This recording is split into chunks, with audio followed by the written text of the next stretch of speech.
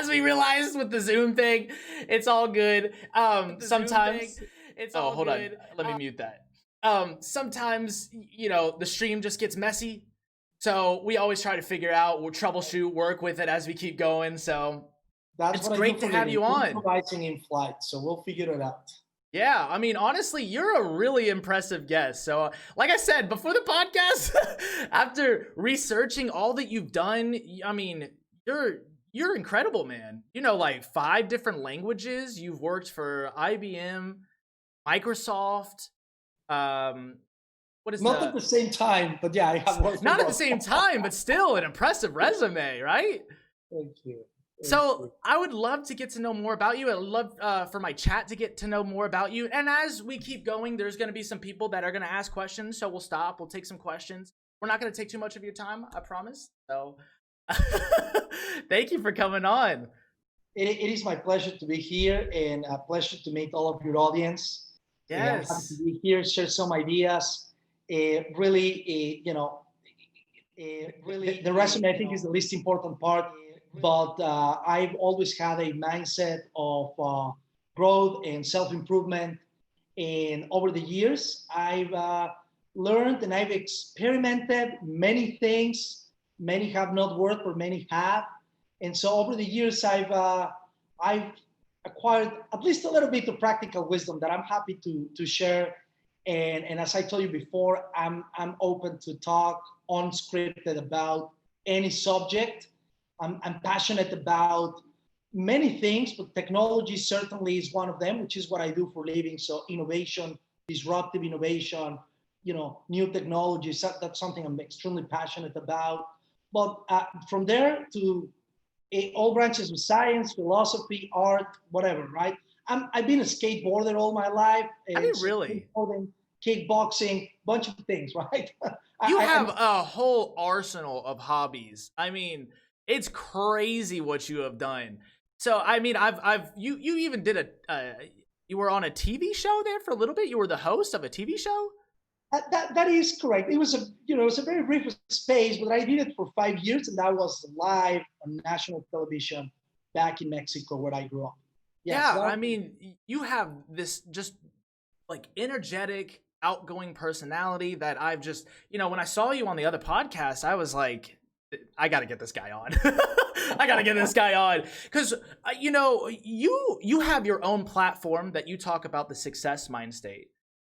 And so, or mindset. And I think that that's really applicable during this time period where everybody is, stagnant, or they're stuck in their homes, or they feel some type of way about, whether or not their goals are going anywhere. A lot of people hit that wall, especially when the shutdown, the quarantine went on. And I think you offer so much wisdom for people that feel like they're in a rut right now. well, thank you. Yes, and we all go through those states of mind, right there, and so myself, of course, included. And you just need to look, at the big picture of things. And even when it feels, or it might feel, that the world is kind of falling apart, right, or collapsing onto you, Right. the reality is that crisis like what we have today seems very, very unique, but we've had multiple crises every few years, right? And just 2008, 9, 10, there was this massive crisis, and then you go 10 years back, and the 2000, the bubble, the dot-com bubble, and the financial markets collapsing, and so on, lots of unemployment. And so, of course, when you are right there, when you lose your job and your source of income, it may feel terrible. Or for those who are fortunate to be having employment, or your business is still working, it can be still very stressful, right? To be in a Right. world where suddenly everything changed. And so, for anyone out there feeling like that, right, like the world may be collapsing on you, it is very important to hopefully you have already created some basic routines for yourself. Of But if you course. haven't, this may be a fantastic time to do it, right? Some basic things to keep you in a good path, right? Discipline, like, basic things like a night routine, a morning routine, an exercise routine, some healthy nutrition, routine basics, all of those little things that you do, which again I call the success habits. When you piece all of those little things together, that help maintain that whole foundation of your life. And even if one of the aspects may collapse, right, whether it's your job or breaking up from a relationship or whatever else may be, right, if you have all of those different elements of your life that you build for yourself, then it's much easier to go over anything, right, really. Right. I think it's about really being proactive and knowing where you sit currently, and just knowing that life circumstances can change at any moment. So, with my family, we had a situation where my mom was making some good money at one point. She was making really good money, and then all of a sudden she got hit. She lost her job. And so we weren't proactive about it. And thinking back, we're thinking in retrospect, like, dang, that hit a lot.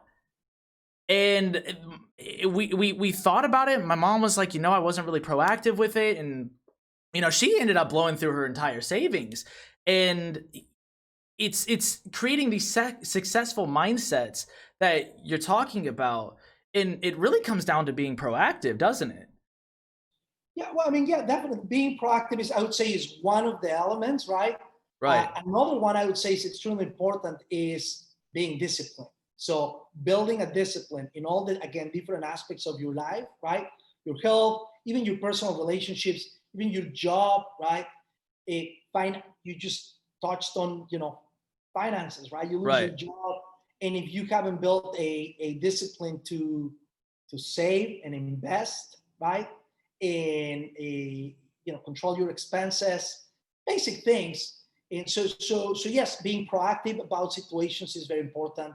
Uh, Being disciplined, and then again, when I say mindset, beyond like the fluffy concept, right? But this really, everything starts inside your mind, right? Everything, every incredible business, every great innovation that we know today, things that we're very accustomed to use, right? Wireless devices or whatever you can think of. They started with a person who believed in something that didn't exist and had that mentality that it could be done, right? From all kinds of innovation, right? The aviation industry. There was a time not too long ago where thinking on getting 200 people and fly across the ocean was absolute madness. And there were people who believed it was possible, and they made it happen because they had the mindset. But then with that comes, if you just have a very positive mindset and positive attitude, but you don't take action, you don't get anywhere, right? So Right. I would say that mindset is extremely important. Maybe 1% of the equation, and a very important 1%, but the other 99% of the equation comes with the endless hours of work and having, again, a mentality where you are ready and capable and prepared for failing, right?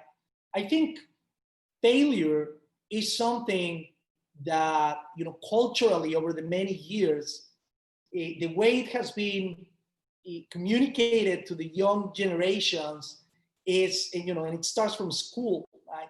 Is creating some kind of adversity to failure. Right. And so I'm not telling people go and, fail purposely, but what I'm telling people is be mentally comfortable with failing a little bit above your limit. So in other words, actually, if you are not failing, if you say, oh, I've never failed, well, maybe you are not putting yourself in situations where you're competing just a little bit of your comfort zone, right? So if you're not failing, it might be that you're not stretching yourself. So it's Right. very important to be willing to stretch yourself, fail, but then learn from that experience. I call it purposeful failure, right? So it's not just some random failure, but it's a failure towards a specific target or goal. And as you start to move in that direction, you prepare, you learn, and then you go and execute, and then you fall short of what you needed. So you, in theory, fail, but you don't take the failure because you stand up again and you try it again, try it in a different way, right? Through a different channel, through a different person, at a different time, multiple ways until you finally start to get closer. And that's what all champions have in common, right? The most successful people, whether in business, entrepreneurship or corporate business, science, certainly science, right? Science is the result of failing hundreds of thousands of times until you finally get to the true answer. And sports, the most successful people are the ones who are willing to fail multiple times, but continue learning and improving with that mindset until you get it right. I think that's very important. I have a question for you, but what I'm going to get to real quick is chat, because we have a lot of people tuning in real quick. So I just want to get to everybody. Just say, hey, we got Dell, we got Ark, thank you, Kayla, for the sub. I appreciate it, guys. Dell, I'll get to that question in just a minute. We got Garen, we got Crook in here. What's up, Chandler? Hello, everybody, and Zach on YouTube. Thank you, everybody, for tuning in. This is Mr. Pavel. So so my question is, that process of failing sounds a lot like the creative process.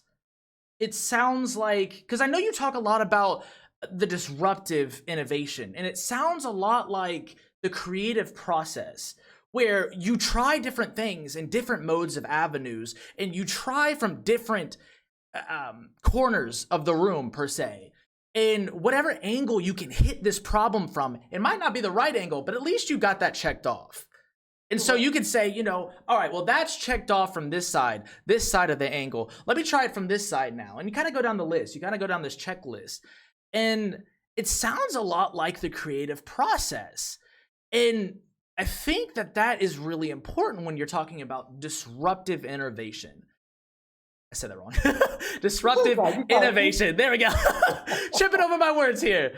But I think that's incredibly important, especially when you're trying to foster these mindsets, or these successful mindsets, where you're targeting purposeful failure. Correct. Yes, definitely. And that's a great connection that you're making there, right?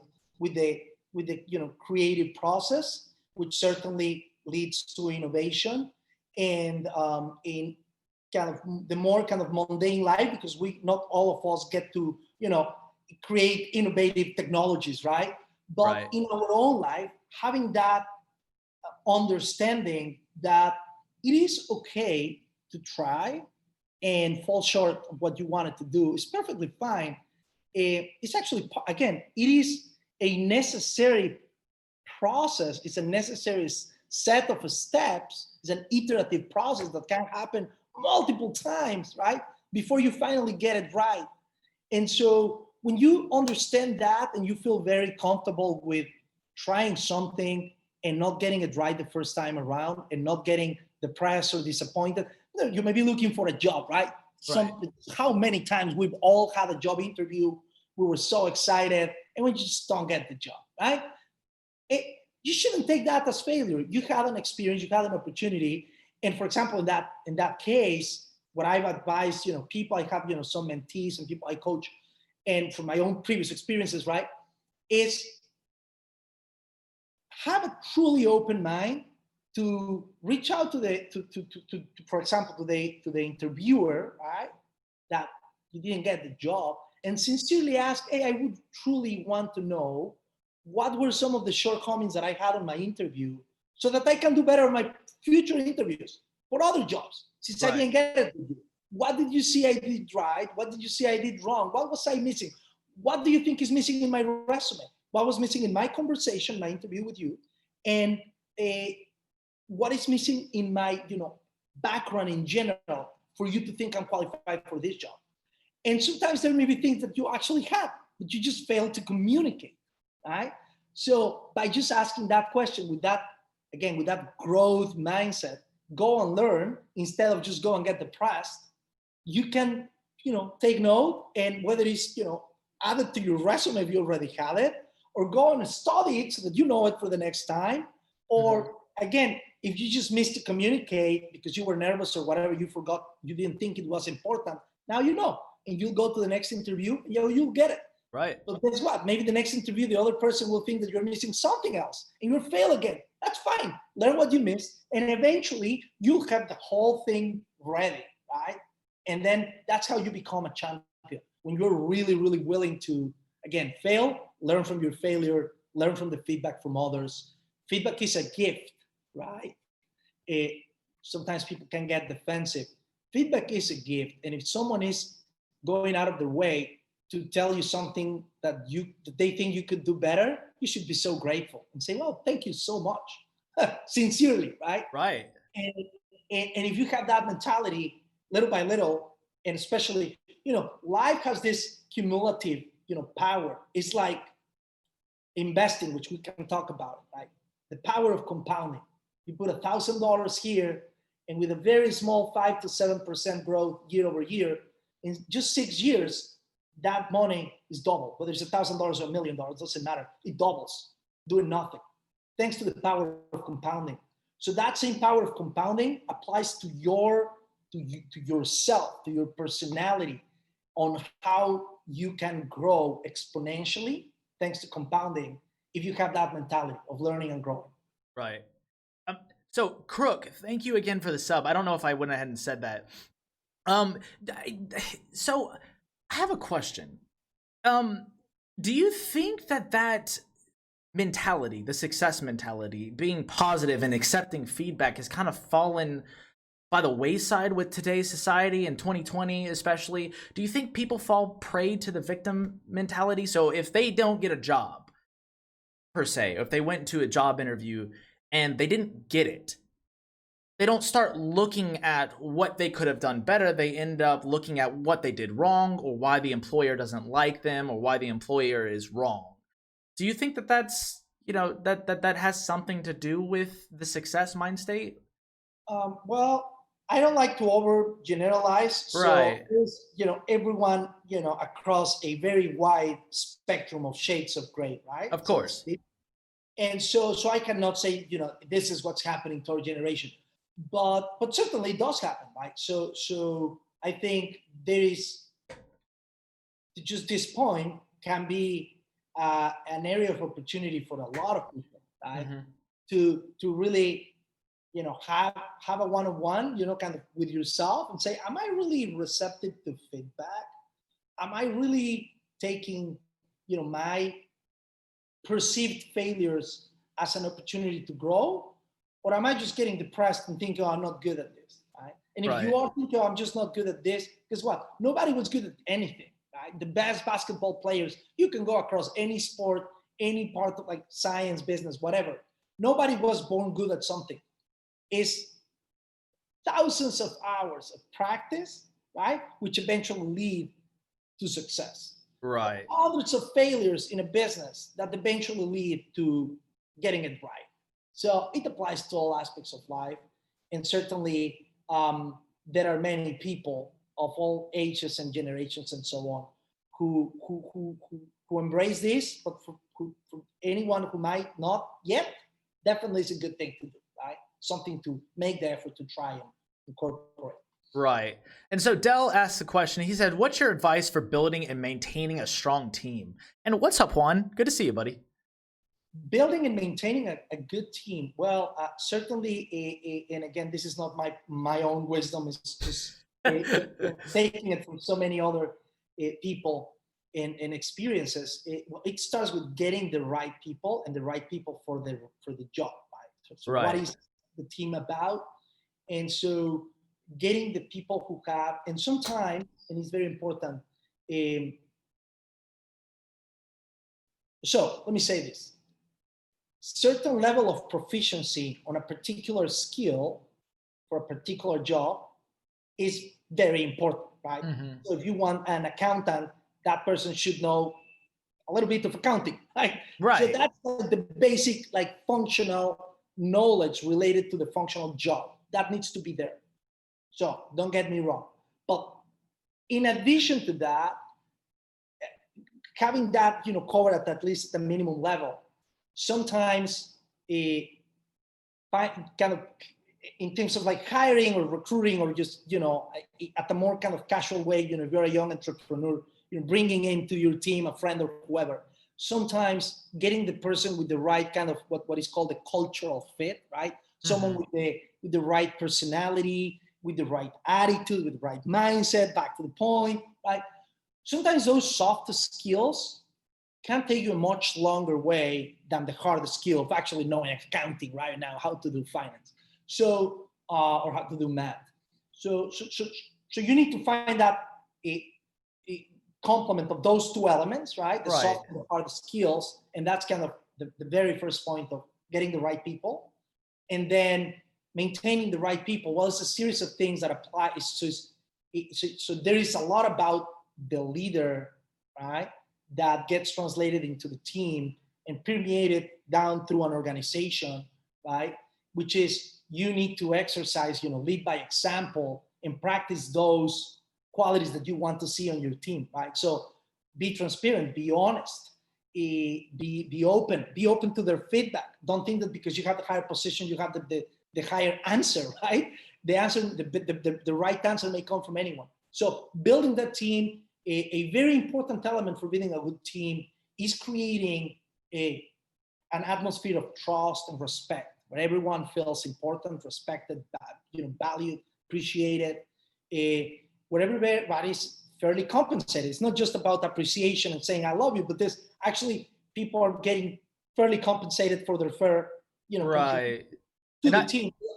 Go ahead. Right, and I've read some leadership books, and I think that they miss out on that point that you were saying, where it's not just love and appreciation, because that's what I hear in a lot of leadership books, and I never hear the discipline side.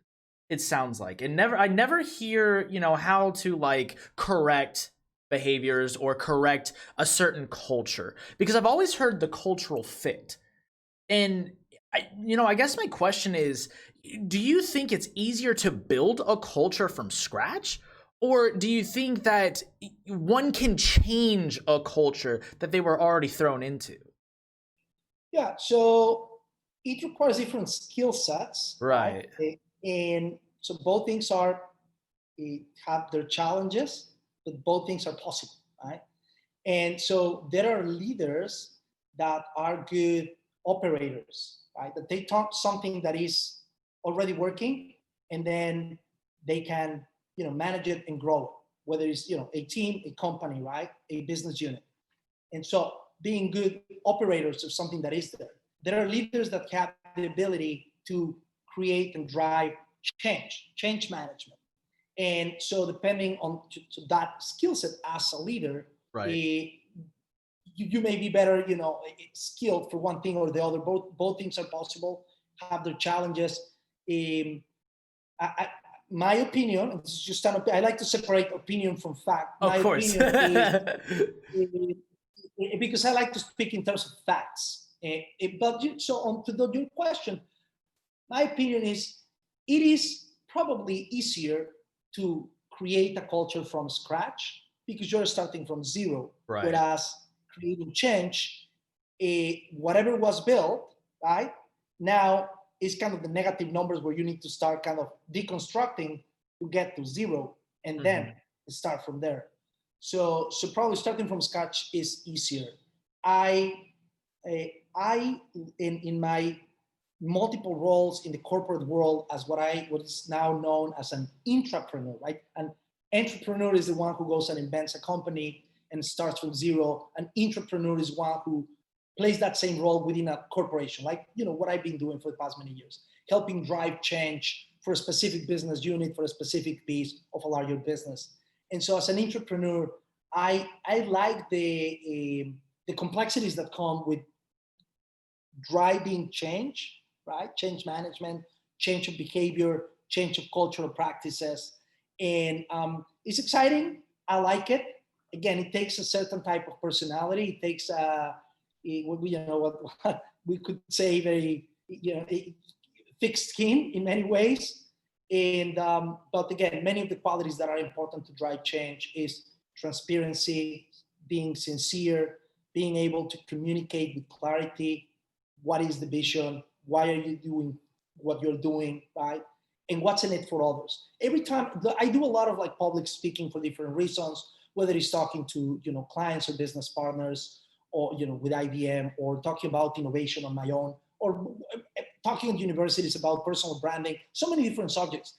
And every time I'm invited to talk to a group of people, whether it's one person or a group of people, I always ask myself something very important. What's in it for them?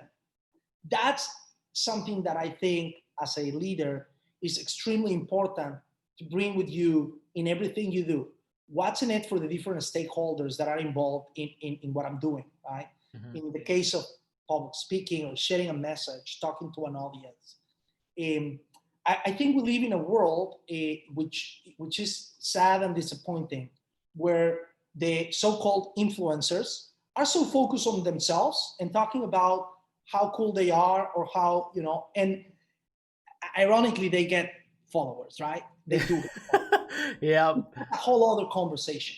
But really, I like to say an influencer is focused on, his or herself. A truly influential person is focused on the others. Mm-hmm. Is focused on making significant change and a positive impact on others. Not talking about how cool I am, how successful I am. Really, nobody cares. There's a saying, nobody cares how much you know until they know how much you care about them, right? So whenever I'm talking to anyone, I'm focused on what's in it for you. And if you have that ability to understand, which is empathy, right? What do you want to get out of me? And if you focus on understanding that, just as a sincere, aspect of your human interaction, if you do that, it has a very, very, very positive, side effect of it, which is it's going to be much easier for you to get whatever you want to get out of others, right? Hopefully that makes sense. Oh, of course, 100%. And this is the kind of stuff I love, to be honest, because I there was a point to where I was not a good conversationalist. I'll be honest. I had my moments, and I could not think. I got so internalized with exactly what you were saying. I was like, how can I express myself to them? Like, how can I communicate? And I was really bad at it. And so I think I don't know where I read it. I think it was How to Win Friends and Influence People, or I don't Which remember. Is a great book by it's Dale Carnegie. Yes, fantastic book. But one of the points was, talk to people about them, like make them the center of the conversation. And then people love to talk about themselves. Not about you, right? Exactly. And look, I mean, you cited the best example of a great book that everybody should read, right? How to Make Friends and Influence People by Dale Carnegie. It's probably like an 80-year-old book, and it's still a best-selling book because it's a timeless book, right? So anyway, great example. Yeah. And absolutely, that's what it is all about focusing on others sincerely, right? Yeah, that's the thing that got me, because even though I read that, there was an aspect to it. There was that important aspect, is that sincerity, the genuine nature of actually caring about what they were talking about. Because I would give them talk and then I just wouldn't care. I just really wouldn't care. Like, I wouldn't say anything. And so the conversation would fall flat. I couldn't think of any questions. I couldn't think of how to follow up. And it showed. It did. Yes. It showed. And people... That's the technique. It shows. People know how to read, your intentions, right? Yes, people are way more intuitive than they let on. And I found that out the hard way, because I was like... I would try and like get them talking about themselves, and then you could see people can read facial expressions and read emotional intent, and at a point I was just like my face was flat. I couldn't think of anything, and that's the key I was missing. What you just said was the empathy to connect with them, to actually genuinely care about what they were saying. And that was it. That was it. It's just trying to connect with people. That's kind of what I love, is figuring out other people. what makes them tick? What are their interests? What gets them going? And I love those small things. And I love that about you, because you have this leadership aspect. You have this motivational energy that just gets me going. Like, I'm like, yeah, let's get this conversation going. Let's do it. Let's do it. Thank you. I mean, I absolutely love it. I appreciate that. Thank you very much. And look, it is extremely important, right? When you talk about communication, and again, if I may share just little nuggets of, my point of view, right? Hopefully valuable for some, is you touch on the communication, and yeah, it's very easy to try to start talking a lot, right? And it's very easy to think, hey, I talked for like 2 hours. I think I had a great conversation. And the other person like, oh my God, I never want to hear of this guy again, right? So actually, I have multiple female friends, and it's funny, sometimes they tell me about, they're dating with guys. And if there is one common thing that guys, get wrong, and again, from my, personal conversation with friends, is the guy trying to, I guess, impress the girl in some way. The worst mistake you can do is to start talking about how cool you are, how successful you are. Oh, I bought this and I got this and I got that. That's the last thing the girl wants to hear in a date, right? How much money you have, right? Unless you are with the wrong date. That's another right. Ideally, you want to be with a person who's not looking for that, right? So you should not talk about that. And so just as it happens, on the dating world, it happens in the business world, in the most, just so now extrapolating to the most, serious, formal, business-related conversations that may lead to a multi-million-dollar decision, right? It is not, and when you are on the selling side, which is where I've kind of built my career, right, on all kinds of different roles, but related to being on the selling side, it's not about you coming and talking and trying to impress with how fantastic is what you have, right? Right. But it's really more of 80%, so to speak, and of course it's not a hard number, but like the majority of the conversation focused on understanding what your situation, what you need, what you're trying to accomplish, what are your fears, what are your challenges, what are your goals, and so on. And then after you understand all of that, saying, hey, why don't we take a moment to see if what I do can help in some of those aspects, right? And then the person is like asking for more. And that's the way your business conversation should go, right? Get the other person, or your person you're dating, right? Get the other person asking you for more, and not tell you, okay, I got it, I heard enough from you. Let me take a breath, right? Yeah, I think people, especially in business, really sense that. They know when they feel shafted. They know when they feel taken advantage of. And especially that goes for dating. People know when someone is hyping themselves up, or they feel insecure and they try to put on like a fake confidence with flashing how much money they have or certain things. I think people definitely sense that. People are very emotional. Humans are very emotional creatures, and we're intuitive. We're receptive to that. Yes, definitely. Let me get to some of these comments real quick. We got Fifi in the chat. Sorry it's taking me a while, guys. I'm really into this conversation. Chandler saying, I think regardless of the situation, I love Dylan dearly. Well, thank you, Chandler. I love you too, buddy. Randall, I like talking about my achievements. Well, I love hearing about your achievements, Randall, because you're always taking like another step every day. So I love hearing about your achievements, because Randall is one of our active viewers, and he has a hard time walking. And so I love hearing about how much he can actually do, because progressively, since he's joined the podcast, I think you were only able to do like not two, but 6 steps. Now, how many are you up to? I know it's more than 12 now. And this man has been working hard. He's been persistent and diligent with it. Dell saying, have you figured me out? Dell, you're a closed case, man. I don't know. Let's see. Basic sales technique: build rapport and qualify needs of the customer. Absolutely. And Juan, thank you for the sub, man. I really appreciate it.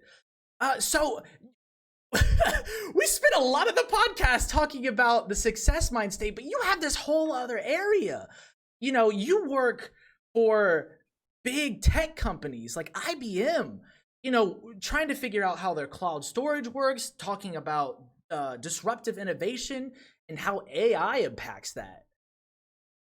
Can we hear Yeah, a little bit more about AI and what your thought process is on that? absolutely. And let me just share something. Lately, IBM is not so much, in the news about many things that are happening in the industry. So for context, for some, especially younger generation, right? IBM is a 100+ year old company, 108-year-old company. Um, Fortune 500 since the beginning of the Fortune 500 list, IBM has been there. We have roughly 400,000 employees around the world. So really, really large company.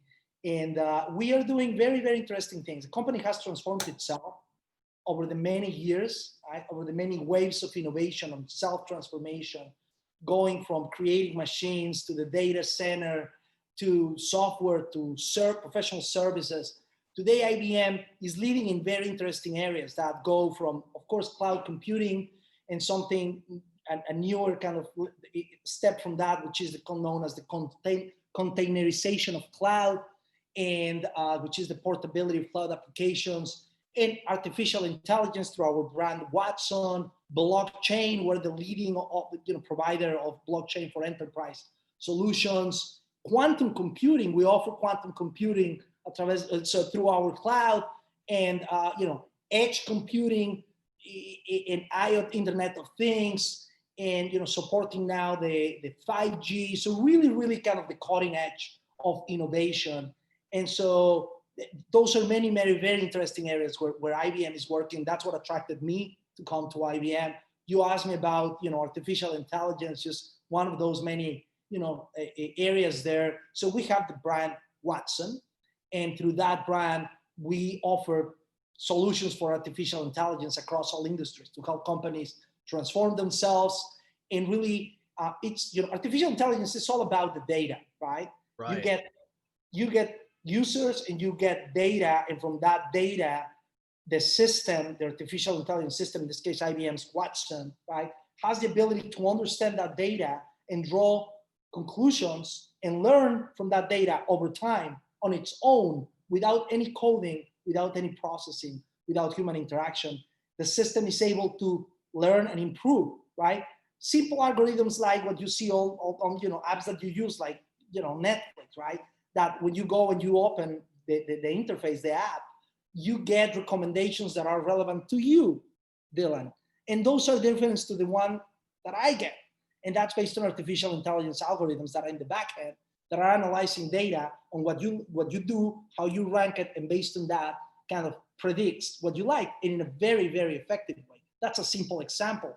But then there are many more complex examples, right, that are used by governments of cities to improve all kinds of things, right? So at all industries, it's a fascinating technology, and in overall, it's a fascinating industry to be a part of that is So, changing too fast. so do you think that I know a lot of people are skeptical about AI, and they're skeptical about the way that it is integrating their information and offering you material based off of your preferences and your search history.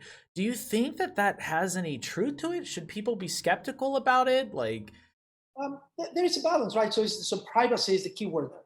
right. Privacy, right? And so different companies have different privacy policies, right? And, from Facebook and Google, whose business comes out of using your data, for example, your searches or something, and based on that, pretty much they sell your information, right? Hmm. For advertisers to hit you with things that they think will be relevant to you based on that artificial intelligence algorithm. They sell you stuff, so you become the object, right, the product of those companies. And so everyone has a different level of tolerance for privacy, Right. and it's a continuum, right? The more you Mhm. give up your privacy, there are some benefits that come with it, because you get, for example, recommendations that are relevant to you. But to which extent do you want to give up your privacy, right? Like Amazon just is talking about launching some surveillance kind of drone system to provide a security system, integrated security for your home. And now you're going to be under surveillance, your entire home, by Amazon.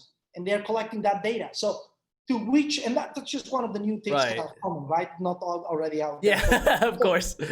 So do you want to do that? Do I want to do that? Do I want to have some kind of camera recording me? I don't, but every person has a different, level of tolerance. So the answer is your level of tolerance related to your privacy, Right. whatever is good for you. And every person should have the right to know what is being done with their information and have the right to choose, to opt in or out for anything that is done with what they do. That's the whole GDPR that came from Europe, right? Mm-hmm. To protect, the integrity of the information of the users. IBM, for example, we are in the cloud, and specifically with artificial intelligence, is in our terms and conditions, right, in our contract, that we will not use our customers' data. And IBM is an enterprise company, so we sell large, complex solutions for enterprises, more than one-on-one for like users like Facebook, like right? You and I, right? It's large, complex solutions for large enterprises that are like Zoom and all the others that provide all the infrastructure for things to happen, like this conversation here over the computer, right? But so IBM has some terms and conditions. Mm-hmm. We do not use our customers' data for any purpose other than what you use it for your own purposes, for your own algorithms. So, for example, IBM is very, very much thinking that your data is yours. We, as the vendor, should not be messing up with it. That's IBM's belief. That's my belief. Yeah, IBM is definitely one of the companies that is more trustworthy, credible, reliable. It's companies like Facebook and Google and that I question, and I think Bogey questions too. The reservations people have against using data for children and targeting ads to vulnerable populations such as those, or even the elderly. So I think that's where a lot of the security concerns come in. And as with most things, you're right. It turns out it's a balance.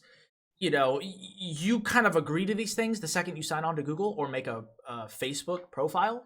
Yeah. So, and I'm a part of it, right? I have agreed to it. So I'm you just need to know what your tolerance. That's right. it.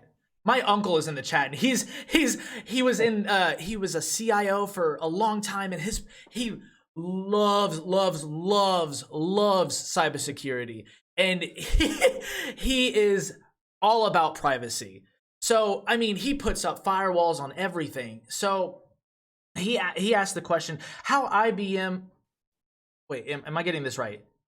Okay, hold on. In simple terms, how will AI, blockchain, and IBM cloud services integrate to help solve business problems and innovate business processes and models? Yeah, well, I mean, we're doing it, across the board, across all industries. It could be, I would need a couple hours to talk about so many cases, right? Of course. With Walmart, for example, we launched through our blockchain and in our Internet of Things platform and our cloud platform, we launched a consortium that started with Walmart, and now it has included all of the people, including that supply chain of distributors and so on for food, to be able to track whenever there is something in the store that needs to be recalled. That was taking Walmart sometimes multiple weeks to figure out what was the source of the outbreak of salmonella or whatever. And that actually cost not just money, but human lives. People were dying as a result of that. If there was like some meat, for example, that was, infected for whatever reason. Right. When they figure out, so thanks to, for example, IBM technology with blockchain, when you go to Walmart, that little code is being tracked through blockchain, and they can track it down to the specific farm that was the origin of the outbreak, and then they can now identify it in minutes instead of weeks. Wow, that's cool. And save lives. That's just an example that is saving lives. But then I can tell you examples from the different technologies across all kinds of industries, right? That we are doing very, very, very interesting indeed. And since the source of the question is, of course, linked to cybersecurity, right? So with the most advanced security capabilities in the industry, we just signed an agreement with Bank of America where we launched the first, we call it Financial Services Ready Cloud. and that enables, and that meets more than 300 requirements for compliance and security for Bank of America to host their critical applications with critical customer information, bank account, and very important information on the IBM cloud.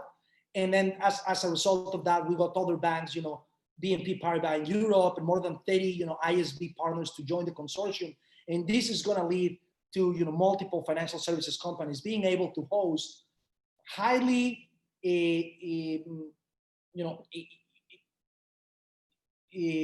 missing the word, applications that have high requirements of compliance and security, right? Right. Being able to be hosted safely in the IBM cloud. Oh, wow. Okay. I don't want to lose all of your audience talking about IBM. I love to do that. That's okay. I'm really interested. This is more for me now.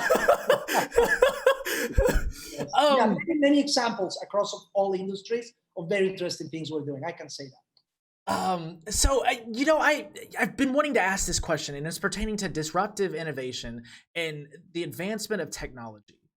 So do you think that technology, especially AI, is accelerating this process? Like, it's making it more and more competitive, where people are it's almost sort of finding new solutions using the algorithms it's sourcing?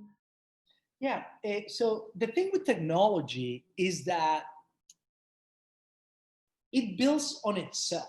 So every time, and that's why the innovation core has an exponential growth. It's not an incremental, but an exponential growth. And that's because every little innovation, every little new technology, right? So if you have two little things, right, with those two things, you could create three solutions. But then when you have another technology, again, it's exponential. Now you can create 9 solutions. You have another one, you can create, 36 solutions, and it's exponential. Why? Because they build in each other. It's like a net. It's like a spider web of connections. And the more technology innovations that are there, it just becomes so much more possible to do so many things, right? So now the conditions exist, for example, to what is called now the digital transformation, which is bringing everything to the digital world, right? That's why now industries like the transportation industry was completely disrupted by companies like Uber and Lyft. Like the accommodation industry was completely disrupted by Airbnb. And for example, Airbnb doesn't own any single piece of real estate, right? Maybe other than their headquarters building, I don't know. But they don't own like hotel places, right? And yet they are valued more than Hilton or Marriott, right? And Uber is valued more than General Motors, and they don't own any single car. So they've come and disrupted all of these industries. And again, Netflix completely disrupted and got out of business a Blockbuster. And as you go, and Apple, right, came and took out of business many companies, like Kodak, right? Who would think that Apple would be owning that industry? And Amazon came and disrupted so many other industries. And so it's because those conditions are there that you have all the pieces to have geolocation and search and what is called APIs, application programming interfaces, so that all of these technologies can connect very easily one with each other, and you can have in your hand, all of these applications with which you can do all kinds of things in a very easy way. Right. So yes, technology definitely is facilitating and accelerating many changes. Right. So I guess my follow-up question is then, will the technology eliminate the need for us to individually innovate? Like, again, Amazon, how it's completely disrupting the retail industry. Now there's no retail stores. Like, I mean, everybody's pretty much switched over to Amazon because it's convenient. It's easy. So, I mean, is there any repercussion to this? And, is there any sign that we're slowing down, or are we speeding up? We're speeding up, and there's no going back. I mean, there are like 29 retailers, I think, so far in 2020 that have filed bankruptcy. Yeah. Retailers. And on the other side of that coin, Amazon is hiring, right? Growing exponentially. So so there is no slowing down. This is going fast.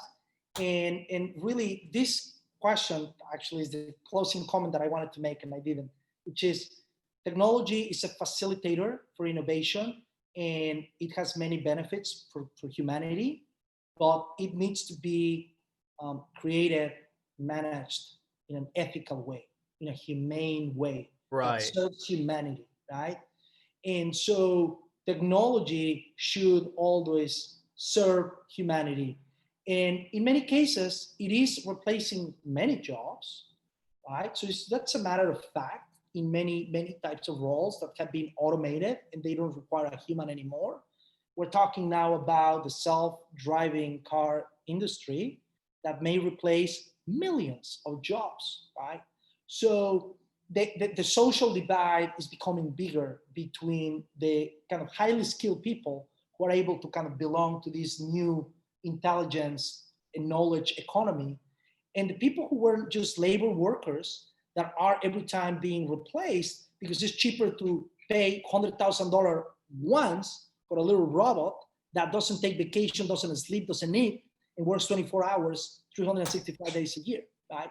So certainly many jobs are being replaced. Now, I'm still optimistic and based on some data as well. So it's not just, light optimism, but based on data that technology is also creating many new possibilities, many Right. new type of jobs.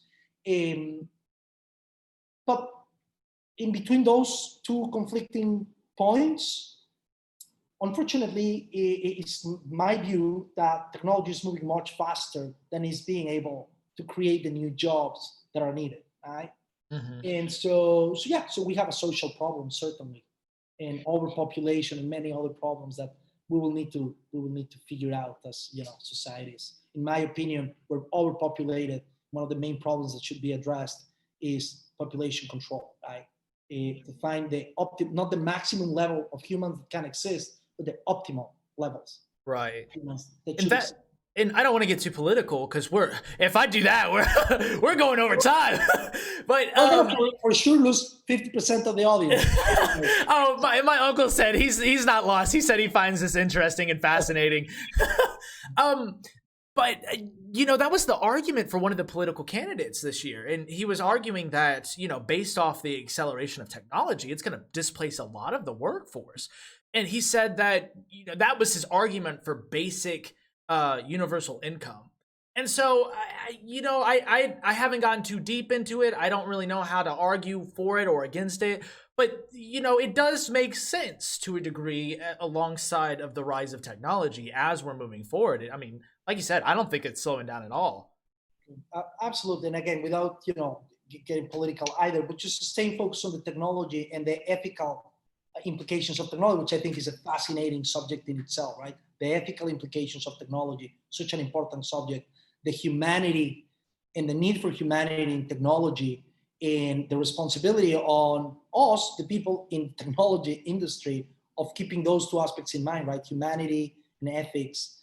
Um, there's a long way to go, right? And for many different aspects. And I'm not talking about handing over anything to anyone, but for example, these corporations that can, raise hundreds of millions or even billions of dollars, get multi-billion-dollar valuations in a matter of a couple of years, and it's benefiting, anywhere between 1 and 20 people that are the main stockholders, right? And it's not benefiting the people who work. I've always said it, as a company grows, everybody who participates there and all the ecosystem that it serves should benefit from it, right? Society should benefit from it. And so so there are many things that are needed, certainly. I'm aware of them. Alrighty. I'm gonna ask a couple more questions and then we'll wrap up here. So we have my uncle saying you need Watson or fast technologies to compute to derive information in order for businesses to make sound decisions. He said, "You didn't lose me. It's fascinating." Fantastic. Thank you very much. Cade says, when am I doing the WAP, Cade? That'll be Thursday, buddy. We're not doing it tonight. Totally joking. I'm opening up a flower shop. What, Chandler? Let's see.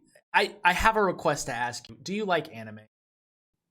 Do I? Yes. Do you like anime? It's just a random question. I don't dislike it. It's just not I'm not into it, right? So I'm kind of neutral to it. I got you. There you go, Bogey. That's for you, buddy. Should technology serve mankind or should it serve men? What? I think you mean, should technology serve mankind or should mankind serve technology? Yeah, no, well, certainly the first one, right? Yeah, the former. Kind of links. I guess it was maybe a rhetorical point based on the conversation, right? Right. Yes, certainly technology should have that, service to humanity. And then we have the final point that says, oh, and my mom, who is awesomely in the chat, I love you, Mom. Hello. She says, I was just about to ask that question, Dylan, about the job loss based on technology. The most important thing is to invest in people regardless of skill set. And the last point we have is there are jobs that have not been invented yet. For those who are born today, technology will create new ways of doing things in the future. Correct. Yeah, that links to that point, certainly. And again, so I was being kind of flexible in going in all directions, Of right? course. Every subject has degrees of complexity and has multiple angles, and it's important to understand all of them. But as I said during the conversation, I'm optimistic and I'm positive, and I am fascinated by the possibilities that technology not only has in a conceptual way, but actually has proven to have, right? It has brought incredible improvements in healthcare, right? Can be remote surgeries, in education with new ways of delivering, knowledge, like the Khan Academy, Udemy, and so many other ways, right? That, just what we're doing, these technologies that bring people together, Right. whatever you are, it's fantastic capabilities, and audiobooks that I listen to when I'm, commuting. There are so many fantastic things that technology brings to make our lives better, right? And let's not forget, technology is not just kind of software. Technology and innovation has been there for so many, many, many years, and it has been evolving, and it gives us all the comfort that we have from using the microwave at home and cooking in 2 minutes instead of half an hour, to all other thousands going in your car, having a little, a remote control, so many things, right? So technology is fantastic and is having a positive impact in life. And I personally aim to be a positive force within this industry with what I do. Perfect. That's the perfect way to wrap up, guys. We got Wes joining in. Wes, thank you for joining in. I know we're about to wrap up, but thank you for stopping by. He says, unless you work at McDonald's, that's going fully automated for sure. And then we got It-Man in here. What's up, buddy? He says, will I finally be able to have a robot girlfriend? Oh, that's a different podcast for a different episode, buddy. Thanks for the podcast. I'm happy I can be here. Well, thank you, Garen. I really appreciate it. This has been Mr. Pavel. Thank you for coming on. I really appreciate this conversation. It has been fantastic. Honestly, I'm gonna have to have you back on because I sidetracked a lot of the chat because I was so into it. So thank you so much. I'm gonna keep you here. I'm gonna raid somebody on Twitch so we can keep the community going. And then afterwards, I will let me keep you here for just a few seconds. And then we'll wrap up on this side. And I promise I won't take too much of your time. And thank you for having me here, and thank you to your audience. Well, thank you. Holy Schmitty, that's his name. IDT. Which city do you have in the back? I think this is New York. This is a green screen. This is not my... No, I know it's just green, but I was wondering that. Yes, I promise. I wish this is where I lived. Wouldn't this be awesome? That's your view. This would be beautiful. So we're gonna raid my buddy over here. He's just chatting. So you guys show him some love. Hashtag Dream Team when you guys get in there. Spam the emote. I love each and every one of you. Thank you. If you're tuning in on YouTube, thank you so much. I will send you the link after this, so that way you can have it and do whatever you want. I'm gonna raid now. Thank you guys. Take it easy.